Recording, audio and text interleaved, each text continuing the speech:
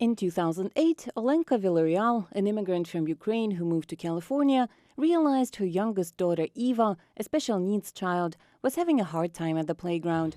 The Americans with Disabilities Act mandates that playgrounds in the U.S. be accessible to children with disabilities, but the reality is that sometimes parks do the bare minimum. It's done in a way that if you put a wheelchair here, you're going to tip over.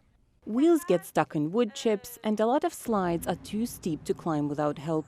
They usually sit here while other kids run up and down past them because they cannot lift themselves up alone. So Villarreal went to the city authorities, who gave her some land for an inclusive playground if Villarreal could build it. And she did. For 7 years, together with her team, she worked to raise the required $4 million. And in 2015, the playground was opened.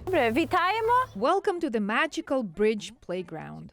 The new inclusive playground is made of wood, and there's a reason for it. It's made of wood for children who cannot see or have autism. Feeling and touching wood is important for them. There's a little house big enough for kids and parents, in case children don't feel comfortable playing by themselves. And there's a special spot for the visually impaired or those with behavioral and cognitive disorders.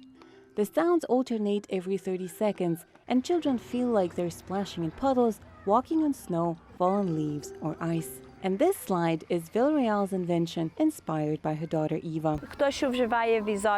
Wheelchair-bound children can slide down and wait for their parents or siblings to bring them the wheelchair.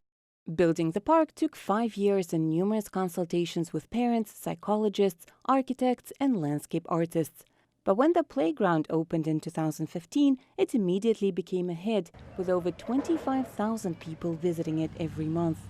Nidmala Givati is blind. She came to California from Nepal to get inspired and create something similar at home.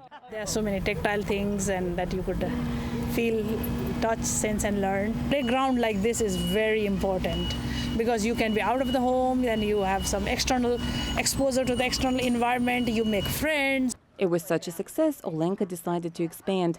And in 2016, Villarreal and her team started the Magical Bridge Foundation that raises funds to help other communities build inclusive playgrounds. This